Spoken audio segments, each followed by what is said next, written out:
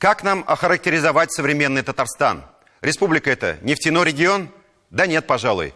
Вернее, не только черное золото ныне определяет экономический профиль Татарстана. У нас и нефтехимия, и нефтепереработка, оборонный комплекс, машиностроение. Тогда промышленный центр, а аграрный сектор, сфера новых технологий, туризм. Как тут не вспомнить легендарный фильм «Кавказскую пленницу» и легендарную же фразу товарища Саахова: «Только поменяем Кавказ на Татарстан, и можем вполне уверенно сказать, что современный Татарстан – это и всероссийская и кузница, и житница, и здравница». Конечно, скажут мне, Татарстан – баловень судьбы. Тут тебе и нефть, и КАМАЗ, и Нижнекамск нефтехим, Казанёргсинтез, заводы, которые когда-то в советские годы мы строили всей страной. Но, справедливости ради, сколько таких всесоюзных строек и всесоюзных заводов пережили перестройку и лихие 90-е? То-то и оно.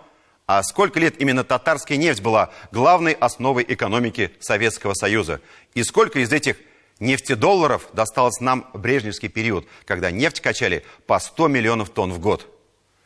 Татарстан не только сохранил ведущие отрасли и производство, но и серьезно их модернизировал, вдохнул в них новую жизнь.